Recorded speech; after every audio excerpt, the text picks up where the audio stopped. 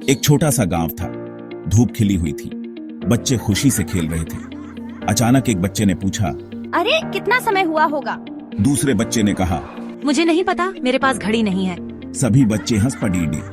तभी टीना ने कहा, चलो कालू की दुकान पर चलते हैं, उनके पास बहुत सारी घड़ियां हैं। टीना गांव की सबसे शरारती लड़डीडी थी। उसके साथ मस्ती तो होती थी, पर मुसीबत भी साथ चलती थी। सभी बच्चे टीना के पीछे पीछे दौड़े पड़े। कालू की दुकान एक रहस्य से कम नहीं थी। अंदर घुसते ही हवा में एक अजीब सी खुशबू तैरती थी। चारों ओर घड़ियां ही घड़ियां थीं। दीवार पर टंगी हुई, शेल्फ पर सजी हुई, यहां तक कि जमीन पर भी हर घड़ी की अपनी आवाज थी। टिक टिक टिक टिक टिक टिक। ऐसा लग रहा था जैसे सब मिलकर कोई गीत गा रही हों। कालू एक बूढ़े व्यक्ति थे। उनके चेहरे पर हमेशा मुस्कान रहती थी। कालू ने बच्चों को देखकर कहा, तो नन्हे दोस्तों, आज क्या देखोगे? समय का जादू? बच्चे डर और उत्साह से कालू को देखने लगे। कालू ने बच्चों को समय के बारे में बताया।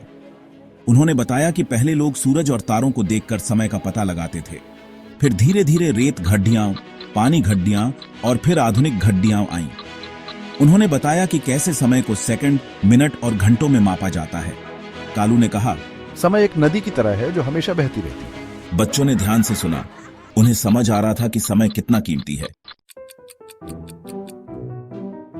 कालू ने बच्चों को बताया कि समय का सही इस्तेमाल कितना जरूरी है।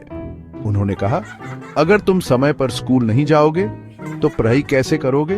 अगर किसान समय पर बीज न बोए तो फसल कैसे होगी? बच्चों को समझ आ गया कि समय का सही इस्तेमाल कितना जरूरी है।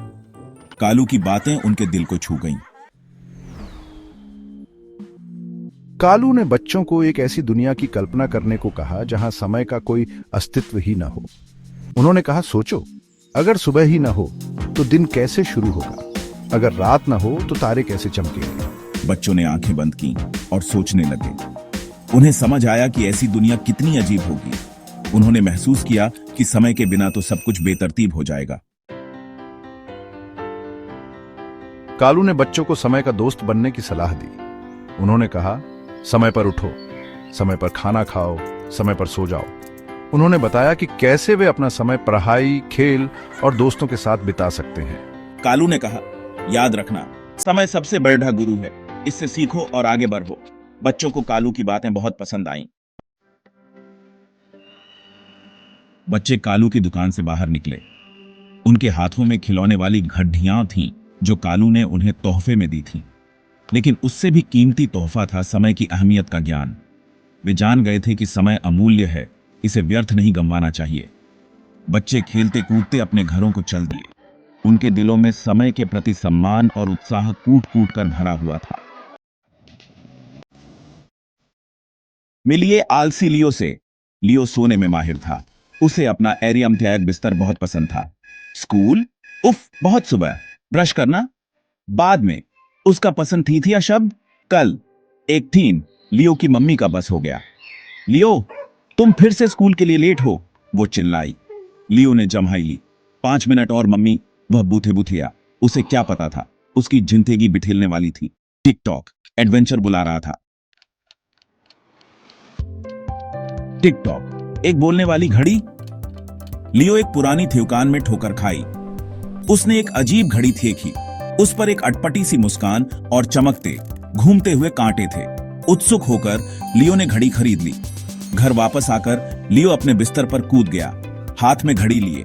अचानक घड़ी की आंखें खुल गईं। अरे, नींद में डूबे हुए, एक आवाज गूंजी। लियो अपनी खाल से लगभग कूद गया। घड़ी बोल रही थी, दी ग्रेट ब्रेकफास्ट रेस।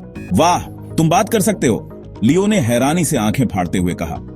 घड़ी चकल, बिल्कुल कर सकता हूं, सुस्त। मैं टिकटॉक हूं, समय सिखाने वाली घड़ी। लियो कंफ्यूज था। समय सिखाने वाली? उसने पूछा। TikTok grind. चलो एक खेल खेलते हैं, देखते हैं कि क्या तुम 8 बजने से पहले स्कूल के लिए तैयार हो सकते हो। टिकटॉक ने चैलेंज किया। लियो हंसा, यह सोचकर कि यह आसान है। लेकिन जैसे ही वह तैयार होने के लिए जीती थियोजहद करने लगा, उसे एहसास हुआ कि उसने कितना समय बर्बाद किया। Section 4, the case of the missing homework. इन हफ्तों में बीट हिल गए। लियो और टिकटॉक ने टाइम थीम्ड गेम्स के साथ खूब मस्ती की।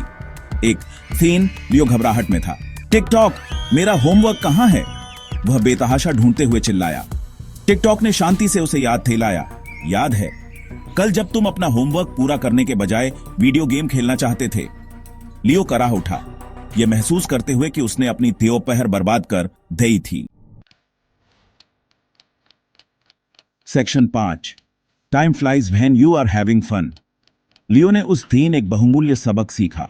वह समझ गया कि टालमटोल करने से केवल तनाव होता है। उसने छोटे छोटे बदलाव करने शुरू कर दिए। उसने अलार्म सेट किए, कामों को प्राथमिकता दी और यहां तक कि जल्दी ही उठने का जाथी भी एंजॉय करने लगा। टिकटॉक को गर्व था। देखो लियो, समय प्रबंधन भागने के बारे में नहीं है, यह इसका अधिकतम लाभ उठाने के बारे में है, उसने कहा। लियो ने महसूस किया कि जब वह व्यवस्थित होता है तो समय वास्तव में उड़ जाता है। सेक्शन 6, लियो का टाइम टर्निंग ट्रांसफॉर्मेशन। लियो का परिवर्तन उल्लेखनीय था। वह अब हमेशा लेट होने वाला लियो नहीं था। वह रेडी स्टेडी लियो के नाम से जाना जाने लगा। उसके थियोस्ट उसकी नई समय की पाबंदी से हैरान थे। उसने अपने सहपाठियों को भी समय की कदर करने के लिए प्रेरित किया। कभी टालमटोल का राजा, लियो समय प्रबंधन का चैंपियन बन गया था। सेक्शन 7, समय your friend not your enemy. उस दिन से लियो और टिकटॉक ने अपने समय से भरे रोमांच को जारी रखा। लियो ने सीखा कि समय दुश्मन नहीं बल्कि एक कीमती थियोस्ट है। उसने महसूस किया कि अपने समय का बुद्धिमानी से प्रबंधन करके वह अपने सपनों को प्राप्त कर सकता है और फिर भी मौज मस्ती के लिए बहुत समय निकाल सकता है। तो याद रखना, छोटे थियोस्तों, समय किसी का इंतजार नहीं करता, लेकिन इसे अपना सबसे अच्छा थियोस्त बनाने में कभी देर नहीं होती। टिकटॉक, जाओ अपने समय का भरपूर उपयोग करो